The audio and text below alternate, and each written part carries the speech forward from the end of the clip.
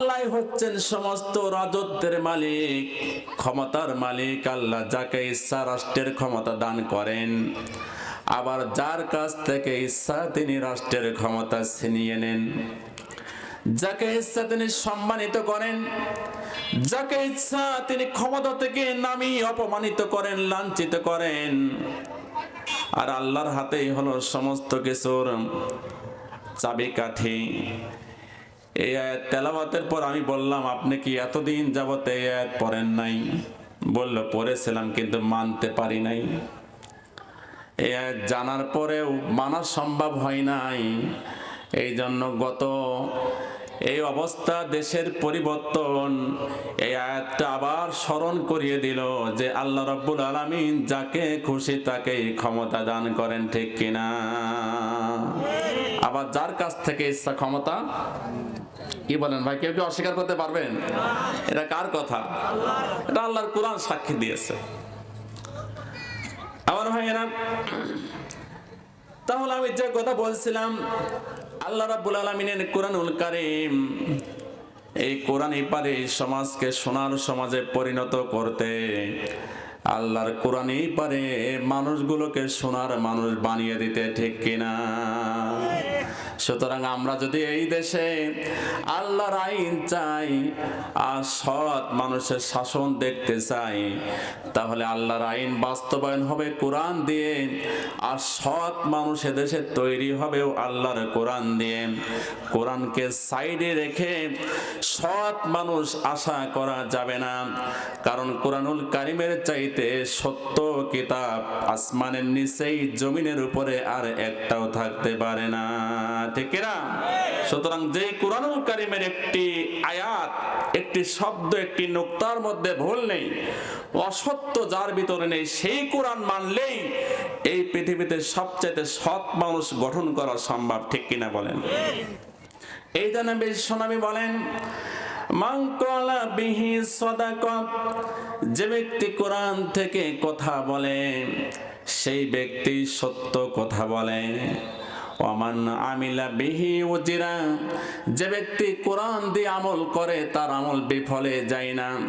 কোরআন দিয়ে আমল করলে আল্লাহ পাক তার আমলনামায় নেকি লিখে দেন। ওয়ামান হাকামা বিহি আদালা, আর কোরআন দিয়ে যে ব্যক্তি বিচার করে সেই ব্যক্তি পৃথিবীতে ন্যায় বিচার করে। জোরে কোন ঠিক কিনা আমার ভাইরা? সুতরাং সেই কোরআনুল কারীমের আইন কি আপনারা চান? সবাই কিন্তু কোন নাই, চাই। বলেন সবাই চাই? নারায়ে তাকবীর। হাত নামান। আল্লাহ তাআলা বাংলাদেশকে কোরআনের দেশ হিসেবে কবুল করুন, সকলে বলি আমিন। সম্মানিত উপস্থিতি, যেহেতু প্রধান বক্তা আছেন, আমি একটু সময় কাটানোর জন্যই একটি আয়াতে কারিমা তেলাওয়াত করেছি। অতিরিক্ত কোনো কথা বলবো না, কারণ কোরআনের কথা বলেই তো শেষ করা যায় না। কোরআন তো ছোটখাটো একটা কিতাব নয়, 30 পারা, 114 খানা সূরা। এর একটা আয়াত আমরা শুনলেই তো ঘন্টার পর ঘন্টা পার হয়ে যাবে। অযথা সময় নষ্ট করার সুযোগ নেই। কোরআনুল কারীমের একটি আয়াত পড়লেও সওয়াব, শুনলেও মানি আর না মানি, কে শুনলে সওয়াব আছে না? সুতরাং আমরা কোরআন থেকেই কথা বলবো। আমি আপনাদের সামনে সূরাতুল বাকারার একটি আয়াতে কারিমা তেলাওয়াত করেছি, আয়াত নাম্বার 200। একটি ইন্টারভিউ দেন তো আপনারা, কোন সূরা তেলাওয়াত করেছি? সূরাতুল বাকারা, আয়াত নাম্বার 200। সূরাতুল বাকারা হচ্ছে কোরআনুল কারীমের সিরিয়ালগত নাম্বার 2, কিন্তু একে 1 নম্বর সূরা বলা হয়, যেহেতু সূরাতুল ফাতিহাটা হচ্ছে ইফতিতাহুল কোরআন বা মুকাদ্দামাতুল কোরআন বা বিদায়াতুল কালাম। ফাতিহাকে বলা হয় কোরআনুল কারীমের ভূমিকা, কিতাবের ভূমিকা। ওটা উম্মুল কিতাব, কিতাবের সান্নিধ্যাস। আর মূল বলা হয় যে সূরাতুল বাকারা দিয়েই এক কথায় কোরআনুল কারীম শুরু হয়েছে। সূরাতুল বাকারা হচ্ছে কোরআনের সবচেয়ে বড় সূরা। এই সূরার আয়াত সংখ্যা 286। এই সূরাটির যে বাংলা অর্থ সেটা হচ্ছে গরু বা গাভী। এ তো আমরা অনেকেই জানি। এখন প্রশ্ন হলো, আমরা যারা এখানে বসে আছি মানুষ, আপনাদের কাছে একটা প্রশ্ন করে বলেন তো, মানুষের দাম বেশি না গরুর দাম বেশি? হ্যাঁ, মানুষের। কে গরু তো বিক্রি করে টাকা পয়সা 1 লক্ষ 2 লক্ষ 5 লক্ষ 10 লক্ষ টাকার গরু আছে, কি আছে না ভাই? তা আমারা বিক্রি করলে কি হবে 5 লক্ষ? কি বলেন, দাম কার বেশি? আমার ভাইরা, আপনারাই বললেন মানুষের যদি দাম বেশি হয় তাহলে মানুষের নামের সূরাটা কোরআনের প্রথমে থাকা দরকার ছিল। কিন্তু কোরআনুল কারীমের একটা নয় দুইটা নয়, আপনি গুনে দেখেন কোরআনে 114টা সূরা আছে, আর 114 নম্বর সূরার নাম হলো সূরাতুন নাস। নাস মানে মানুষ। তাহলে আমাদের দাম কোথায়? এত এত কম দাম যে 114 নম্বরে। আর 1 নম্বর সূরা হলো বাকারা, যার মানে হলো গাভী বা গরু। তাহলে কোরআনে গরুর দাম 1 নম্বরে, মানুষের দাম 114 নম্বরে। আপনি বললে হবে নাকি? আপনি বলছেন আমি 1 নম্বর, কিন্তু আল্লাহ বলছেন 114। এর কারণটা কি? আল্লাহ রাব্বুল আলামিন কি আমাদের সঙ্গে অন্যায় বিচার করলেন নাকি? না না, আল্লাহ যে হিকমত এখানে দিয়েছেন আমার ভাইরা, এই দুনিয়াতে সবাইরে কিন্তু মানুষ বলা যাবে না। কারণ যিনি মানুষ হবেন তিনি জান্নাতে যাবেন, আর যিনি জাহান্নামে যাবেন তিনি মানুষ না। আল্লাহ বলছে উলাইকা কাল আনআম, তিনি হলো 4 পায়ে পশু। এটা মানে আমার কথা নাকি? কে বলছেন? বলেন সবাই, কে বলছেন? আর একটু জোরে বলেন, কে বলছেন? আল্লাহ বলছেন মানুষ জাহান্নামে যাবে না, জাহান্নামে যারা যাবে ওরা 4 পায়ে পশু। তার মানে হলো আপনি আমি মন চাইলে নিজেকে মানুষ বলতে পারবো না। মানুষ হতে হয়, মানুষ অটোমেটিক। জন্ম নিলেই মানুষ হওয়া যায় না। যদি মায়ের পেট থেকে জন্ম নিলেই মানুষ হওয়া যেত, তাহলে আজ হাজারো মা তাহাজ্জুদ পড়ে দোয়া করে, আল্লাহ তুমি আমার সন্তানটাকে মানুষ বানাও। করে কি করে না ভাই? বুঝতেছেন? আমি কিন্তু তাফসীরে ঢুকে গেছি। তাহলে তার সন্তান কি গরু নাকি? মা দোয়া করে, আল্লাহ আমার সন্তানটাকে কি বানাও? মানুষ বানাও। আমার ভাইয়েরা, তার মানে বোঝা গেল জন্ম নিলেই মানুষ হওয়া যায় না। একটি মানুষ যখন কোরআন মানে না, কোরআন থেকে বাইরে থাকে, ওই মানুষটির মধ্যে আর গরুর মধ্যে কোনো পার্থক্য থাকে না, ঠিক কিনা? যে কোরআন থেকে বাইরে, গরু দাঁড়িয়ে পেশাব করে, অনু কি করে? দাঁড়িয়ে। গরু দাঁড়িয়ে খায়, অনুও দাঁড়িয়ে খান। গরুর যেমন আকেল নাই, বুদ্ধি নেই, হাজার ওয়াজ করলেও তিনি, হাজার বোঝালেও গরুকে ছেড়ে দিলে পরের জমির ধান খাইবে। যার মধ্যে কোরআনের জ্ঞান নাই, হাজার বোঝানোর পরেও সুদ খাইবে। কথা কয় না? ওরে এত ওয়াজ করা হয়, জুমার নামাজে ইমাম সাহেব ওয়াজ করেন, সুদ খেয়ে না। সুদের সবচাইতে ছোট গুনাহ নিজের মায়ের সঙ্গে জেনা করা। এ কথা শোনার পরেও সুদ খাচ্ছে কি খাচ্ছে না? কথা কয় না? তাহলে তো মানুষ। ওই যে গরুরা যতই বলেন ধান খাস না, ও যেমন ওয়াজ শুনবে না। এই মানুষগুলোরে যতই বলা হয় সুদ খেও না, অন্যায় কাজ করো না, মিথ্যা কথা বলো না, কবিরা গুনাহ, এটা শোনার পরে বোঝার পরেও সেই কাজ করে। এই জন্য ওর মধ্যে আর গরুর মধ্যে পার্থক্য নাই, ঠিক কিনা?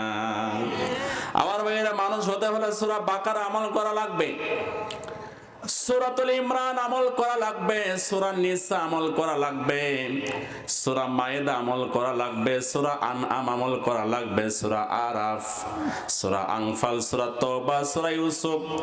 এভাবে একটা একটা করে 113টা সূরা যখন একজন মানুষ নিজের জীবনের ভিতরে নিয়ে আসবে, 113টা সূরা দিয়ে যদি আপনি জীবন গঠন করতে পারেন, তাহলে 114 নম্বর সূরার সঙ্গে আপনি হয়ে যাবেন মানুষ।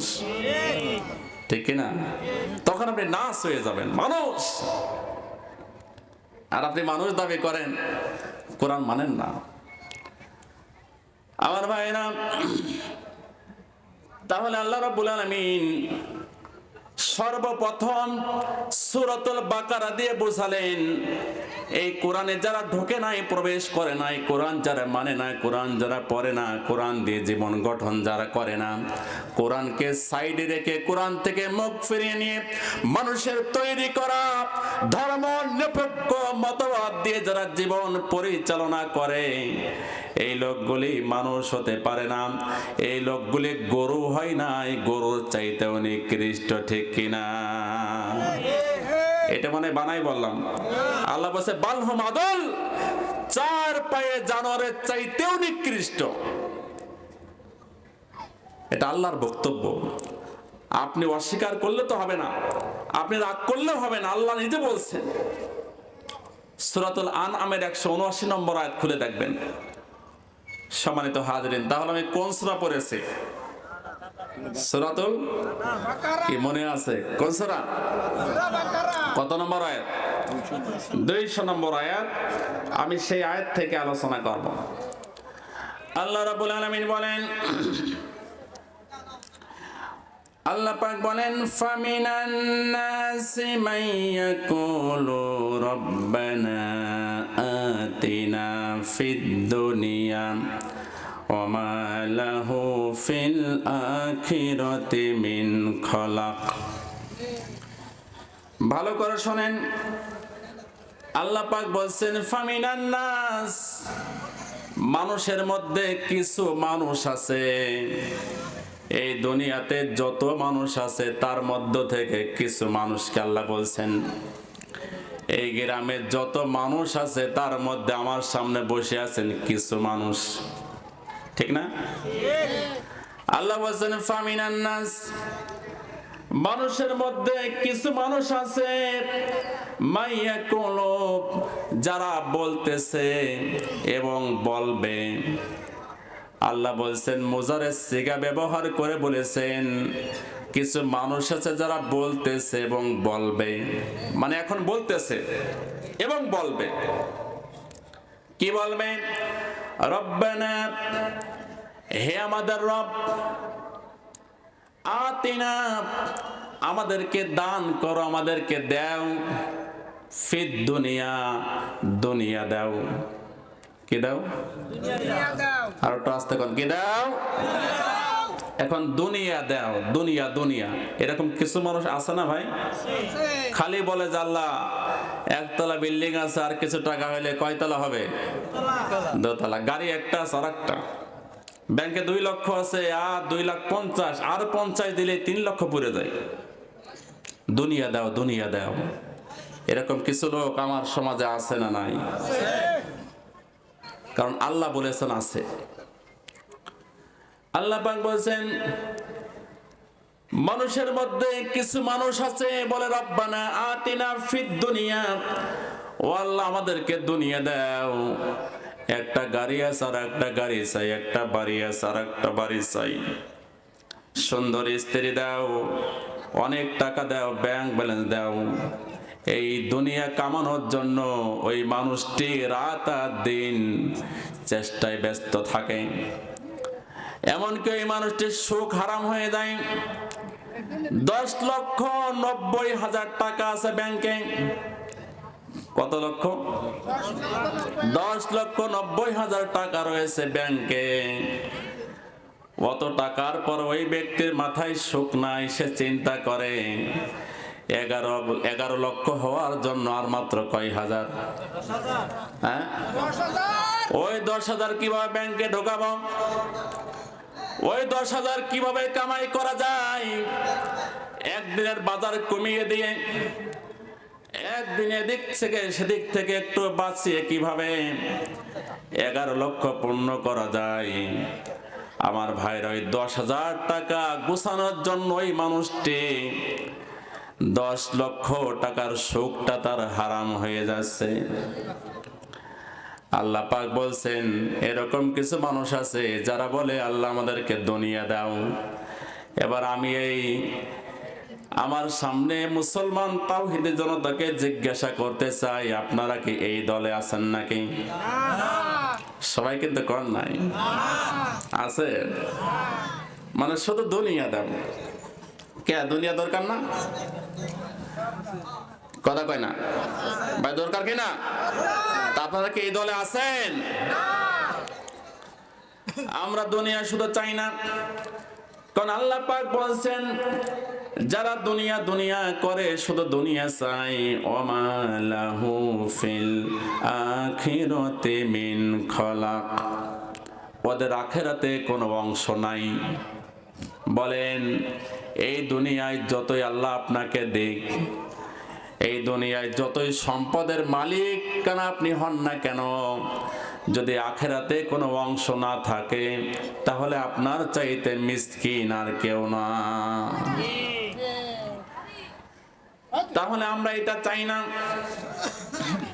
আমরা এটা চাই না, আমরা চাই আখিরাত। আমরা কি চাই বলেন সবাই? আমরা শুধু দুনিয়া চাই না। দুনিয়া আমরা কেন চাই না? আল্লাহ পাক এর পরে বলেছেন ওয়া মিনহুম মাইয়াকুলু রাব্বানা আতিনা ফিদ দুনিয়া। আল্লাহ বলেছেন আরেকটা দল লোক আছে আমার বান্দাদের মধ্যে, যারা বলে হে আমাদের রব, আমাদেরকে দান করো। ওরাও বলে দান করো, এরাও বলে দান করো। ফিদ দুনিয়া, দুনিয়া দান করো, কিন্তু এর মাঝে একটা ভাষা আছে, আল্লাহ পাক বলেছেন তারা বলে ফিদ দুনিয়া হাসানা, দুনিয়ার কল্যাণ দান করো। জোরে কোন সুবহানাল্লাহ। তাহলে আমরাও দুনিয়া চাই, কিন্তু দুনিয়ার কি চাই? কথা বলেন। আল্লাহ বলেছেন এক গ্রুপ বলে শুধু দুনিয়া দাও, আর এক দল লোক আছে আমার বান্দাদের মধ্যে যারা বলে রব্বানা আতিনা ফিদ দুনিয়া হাসানা, ও আল্লাহ তুমি দুনিয়ার হাসানা দান করো। জোরে কন্না সুবহানাল্লাহ। তাহলে আমাদের বাসনা হবে আমরা দুনিয়ার অতটুকু চাই যতটুকুর মধ্যে আল্লাহ তুমি কল্যাণ রেখে দিয়েছো, ঠিক না? ছেলে আপনার 5টা, একটা গাঁজাখোর, আর একটা ফেন্সিডিল খাই, আর একটা পাড়ায় পাড়ায় ঘুরে বেড়াই, আর একটা চোরের বিচার করতে করতে আপনার দিন শেষ হয়ে যায়। এইরকম 5 ছেলের দরকার আছে? কথা কয় না। কিন্তু আল্লাহ আপনাকে একটা দুনিয়া দেখ, একটা সন্তান যদি নামাজি হয়, দিনদার হয়, বাপ মার আনুগত্যময় হয় এবং বাপ মার জন্য গভীর রাতে দোয়া করে, এই একটাই যদি কল্যাণকর হয়, আমরা চাই আল্লাহ সেই কল্যাণ করে একটাই আমাকে দান করো, 5টার দরকার নাই, ঠিক না? ইব্রাহিম আলাইহিস সালাম দোয়া করলেন রব্বি হাবলি মিনাস সলিহিন, হে আল্লাহ তুমি আমাকে সন্তান যদি দাও তাহলে নেককার সন্তান দান করো। দেখেন না জাতির পিতা কি সুন্দর সিস্টেম শিখালেন। এই জন্য দুনিয়ার কল্যাণ পাইতে হলে আল্লাহর কাছে চাইতে হবে, দোয়া করতে হবে। আল্লাহ বললেন ফাবাশশিরনাহু বিগুলামিন হালিম। যেরকম আল্লাহু আকবার। নবী চাইলেন, আল্লাহ বললেন যে আমি আমার নবীকে একটি ধৈর্যশীল নেককার গোলামের সুসংবাদ দান করলাম। যেরকম সুবহানাল্লাহ। আল্লাহ দেন না ভাই, দেন না? এই জন্য আমরা দুনিয়া শুধু দুনিয়া চাই না, দুনিয়ার কল্যাণ যতটুকু ততটুকুই চাই। আমরা এমন সম্পদ চাই না যেই সম্পদ পরকালে আমার জন্য ক্ষতিকর হবে। আমার ভাইরা, দুনিয়ার কল্যাণ, দুনিয়ার হাসানা তাফসিরের কিতাবগুলো আমি পড়েছি। তাফসিরের কিতাবগুলো পড়ে আমি দুনিয়ার কল্যাণ পেয়েছি 10টা। কয়টা বলেন সবাই, কয়টা? দুনিয়ার হাসানা 10টা। দুনিয়ার 1 নম্বর কল্যাণ হলো এই দুনিয়াতে আল্লাহ পাক আমাকে পাঠালেন, আল্লাহ নাজিল করলেন একখানা আসমানি গ্রন্থ, নাম হলো কোরআন। এই কোরআন যারা পড়তে পারে, এই কোরআন যারা জানে, এটাই হলো দুনিয়ার 1 নম্বর হাসানা। আমার ভাইরা, যারা আমরা কোরআন পড়তে জানি, তাদের কাছে কতটুকু গুরুত্বের জানি না। যারা কোরআন পড়তে জানেন না, আফসোস, সারা জীবনের থেকে যাবে। আল্লাহ দুনিয়াতে পাঠালে 10 বছর 50 বছর হায়াত পেলাম, 200 বছর 100 বছর হায়াত পেলাম, কিন্তু আপনার কোরআন দেখে দেখে পড়তে পারলাম না। সুতরাং আল্লাহর কোরআন পড়তে পারা হলো দুনিয়ার 1 নাম্বার হাসানা, ঠিক কিনা? কি ভাই বেজার হলেন নাকি? তাহলে 1 নম্বর হাসানা কি? কোরআন, আল্লাহর কোরআন পড়তে পারা। 2 নম্বর হাসানা হলো কোরআন পড়তে পারাই শুধু নয়, বরং কোরআন মানতে পারা। কোরআন মানতে পারা, শুধু কোরআন। অনেকে কোরআন পড়ে কিন্তু মানতে পারে না, কারণ আপনি ইচ্ছা করলেই কোরআন দিয়ে জীবন গঠন করতে পারবেন না। আল্লাহর পক্ষ থেকে কবুলিয়ত থাকা লাগবে। কোরআনের বিধান এত সহজ সস্তা নয়, এত সোজা নয় যে মন চাইলো মানবেন। আল্লাহ যদি আপনাকে কবুল করে, চয়েস করে, পছন্দ করে, আপনার দ্বারাই কোরআনের বিধান জীবনে মেনে চলা সম্ভব, ঠিক কিনা? এই জন্য দ্বিতীয় হাসানা হলো আল্লাহর কোরআন থেকে হেদায়েত পাওয়া। 3 নম্বর হাসানা তাফসীরে আছে সালাত আদায়কারী হওয়া। আমার ভাইরা, যিনি এই দুনিয়াতে 5 ওয়াক্ত নামাজ জামাতের সঙ্গে আদায় করেন, আল্লাহ তাকে দুনিয়ার হাসানা দান করেছেন। আর এই হাসানা থেকে যারা মাহরুম, অনেকে বলে হুজুর নামাজ তো মন চাই পড়তে, কিন্তু পড়তে পারি না, শুধু শয়তানে ধরে, ইচ্ছা করে অনেকে পড়তে পারে না। 5 ওয়াক্ত নামাজের পায়বন্দি হওয়া, মসজিদে মুয়াজ্জিন আযান দেওয়ার সঙ্গে মসজিদে হাজির হওয়া, এটা আল্লাহর পক্ষ থেকে দুনিয়ার একটি হাসানা, কল্যাণ। এই হাসানা আল্লাহ পাক যেন আমাদেরকে দান করেন, সকলে বলি আমিন। 4 নম্বর হাসানা হলো পরিশ্রম করতে পারা। এই দুনিয়াতে পরিশ্রম করা, শ্রম করা। আল্লাহ পাক মানুষকে পরিশ্রমের মধ্যে সৃষ্টি করেছেন। ভাইরা আমার, আল্লাহ নবীর স্ত্রী মা আয়েশা রাদিয়াল্লাহু তাআলা আনহা বলেন, নবীজি গভীর রাতে দাঁড়িয়ে যেতেন আল্লাহর দরবারে। আমি যখন ঘুম থেকে জাগতাম, আমি শুনতে পেতাম বিশ্বনবী নামাজে দাঁড়িয়েছেন এবং সূরাতুল বাকারা পাঠ করেছেন। আমি রাসূলের মুখের তেলাওয়াত শুনতে শুনতে ঘুমিয়ে যেতাম।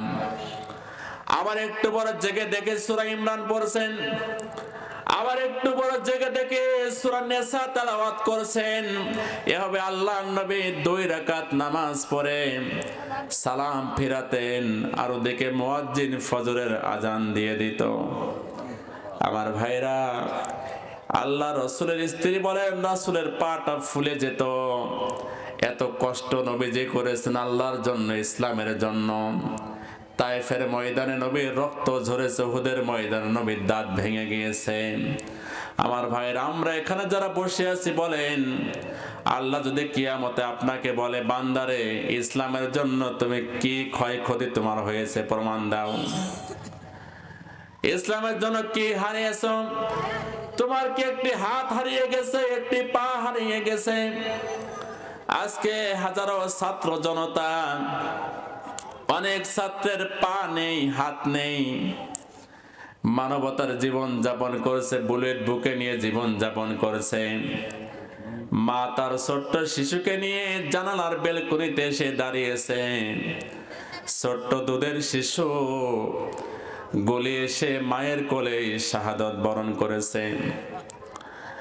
ছোট্ট একটা শিশু খেলা করেছিল ছাদে, বিল্ডিং এর ছাদের উপরে খেলা করেছে। হেলিকপ্টার থেকে গুলি করেছে, আর ছোট্ট শিশুটি ওই ছাদের উপরে শাহাদাত বরণ করেছে। কি ঘটনা আমরা দেখলাম!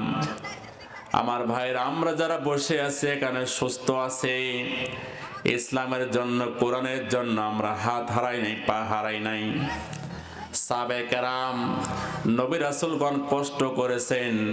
এই জন্য ইসলামের জন্য শ্রম দেওয়া, পরিশ্রম করা, কষ্ট করতে পারা, এটা হলো দুনিয়ার একটি হাসানা। জোরে কোন ঠিক কিনা? এই কল্যাণ ঘরে বসে বুঝবেন না আপনি, এটা আল্লাহর কবুলিয়াত। আপনার যদি ভাই পুলিশ দেখে যদি আপনি ভয়তে ঘরে ঢোকান, হবে নাকি? টায়ার একটা বাস্ট হলে আপনি ফাল মারে উঠলেন ভয়ে, আছে না? ওই দূরে একটা কিছু ফুটেছে, মিয়া সাহেব রে, 3 কিলোমিটার দূরে পাওয়া যায় না। মানে পরিশ্রম প্রিয় হওয়া, সাহস, সেটা আল্লাহর পক্ষ থেকে, এটা হাসানা, নিয়ামত। আমার ভাইয়েরা, দুনিয়ার 5 নাম্বার হাসানা হলো ভালো সন্তান, নেককার। কি বলে, এটা কি হাসানা নয়? কথা কয় না। নেককার সন্তান।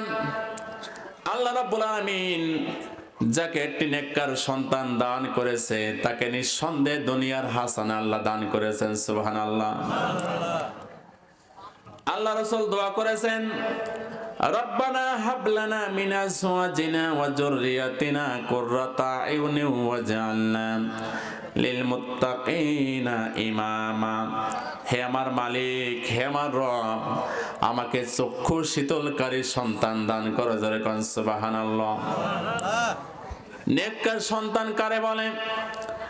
আপনার নেককার সন্তান আপনি সম্পদ রেখে না গেলেও কখনো আপনাকে গালিগালাজ করবে না, আপনাকে অসম্মান করবে না, আপনার জন্য তাহাজ্জুদ পড়ে দোয়া করবে। আর সন্তান যদি বদকার হয়, মরেও আপনার শান্তি হবে না, জানাজার ময়দানেও শান্তি হবে না, আপনার মৃত্যুর পরেও শান্তি হবে না। আমার ভাইরা, আমি গত মাসে একটি জানাজায় তার বাস্তব প্রমাণ নিজের চোখে দেখেছি।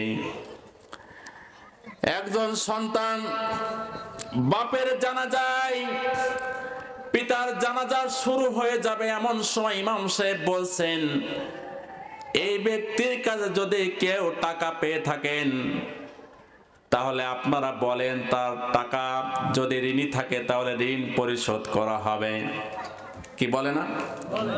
এলাকায় বলে না নাকি? বলে যে ইমাম সাহেব বা তার আত্মীয় স্বজন বলে, ভাই যদি ইনার কাছে কেউ কিছু পেয়ে থাকেন, আপনারা আমাদেরকে জানালে আমরা কি করব? কথা কয় না, পরিশোধ করব। এই কথা যেই না বলতে পারছে, ওই মৃত ব্যক্তির ছেলে এসে আচ্ছা মতো ওকে পিটানো শুরু করছে। যে ব্যক্তি, একজন ব্যক্তি এসে বলল যে আমি কিছু টাকা ভাইয়ের কাছে পাবো, বড় একটি অঙ্কের, আমার এই টাকাটা দীর্ঘদিন দেয় না, কয়েকটা বছর ধরে তিনি ঘোরাচ্ছেন, আমার এই টাকাটা আমি একটু বলতে চাই যেন আমার টাকাটা দিয়ে দেওয়া হয়। এই না তিনি বলেছেন, তখন ওই মৃত ব্যক্তির সন্তান এসে তাকে ওখানেই এমন মারা মারলো, পরে লোকজন ঠেকায়ও পারে না। নাউযুবিল্লাহি মিন যালিক। আমরা বললাম যে ইমাম সাহেবরা যারা ছিলেন বললেন জানাজা হয়ে গেছে। জানাজা কি হয়ে গেছে? একটি লাশকে সামনে রেখে কেমন সন্তান দেখেন, বাপের কাছে টাকা পাইবে, একজন তো বলতেই পারে, সে বলবে না তার হক? একজন লোক মারা গেলে রাসূলুল্লাহ বলেছেন তার 3 সম্পদ দিয়ে 3টা কাজ আগে করো।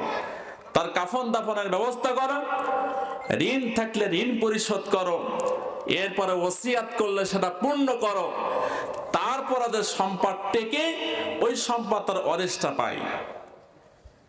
কি ঠিক না? আর সেই ঋণ পরিশোধের কথা বলার সঙ্গেই তাকে মারা হলো। এই হচ্ছে সন্তান। এই সন্তান দুনিয়ার হাসানা নয়, নেককার সন্তান হচ্ছে দুনিয়ার হাসানা। ঠিক কিনা বলেন? আমার ভাইয়েরা, দুনিয়ার 6 নম্বর হাসানা হলো ভালো স্ত্রী। ভালো স্ত্রী। আল্লাহর নবীর হাদিস সাবেত রয়েছে, নবীজি বলেছেন এই দুনিয়াটা ক্ষণস্থায়ী, আর ক্ষণস্থায়ী দুনিয়ার মধ্যে সবচাইতে দামি হলো একজন নেককার স্ত্রী। মা বোনেরা তো অনেক আছেন, আপনি নেককার হন, মা বোনেরা যদি নেককার হয় তারাই হলো পৃথিবীর সবচাইতে দামি সম্পদ। নবীজি বলেছেন নেককার নারীর চাইতে দামি সম্পদ পৃথিবীতে আর একটাও নেই। এটা হচ্ছে দুনিয়ার হাসানা, নেককার স্ত্রী পাওয়া। 7 নম্বর হাসানা ধৈর্য ধারণ করতে পারা।